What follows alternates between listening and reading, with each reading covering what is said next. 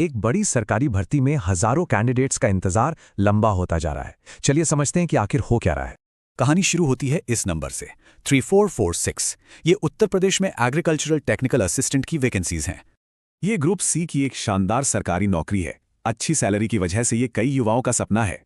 Written exam तो हो चुका है, लेकिन जो अगला स्टेप है डॉक्यूमेंट वेरिफिकेशन, वो अचानक से रुक गया है। सोचिए, सिर्फ 3446 पोस्ट के लिए 22,000 से ज्यादा कैंडिडेट्स को बुलाया गया है और अब सब इंतजार कर रहे हैं। तो सवाल ये है कि आखिर ये देरी क्यों हो रही है? जवाब है कमीशन का बिजी शेड्यूल।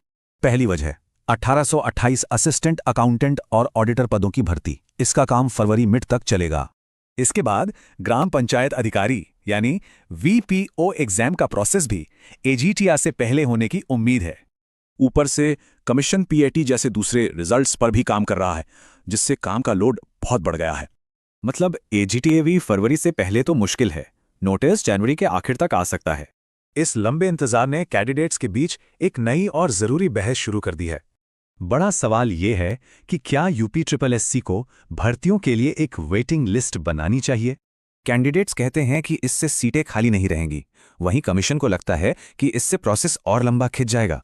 कहा जा रहा है कि वेटिंग लिस्ट उन स्टूडेंट्स के सपने पूरे कर सकती है जो बस कुछ मार्क्स से रह जाते हैं। तो अब जो कैंडिडेट्स इस मुश्किल में फंसे हैं, उन्हें क्या करना चाहिए, चलिए देखते हैं।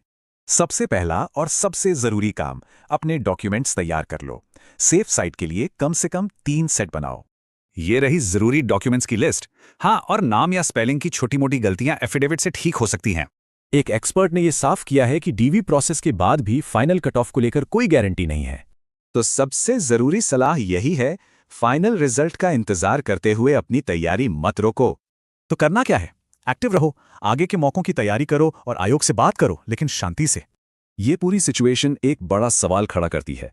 सही प्रोसेस और नौकरी की जरूरत के बीच बैलेंस कैसे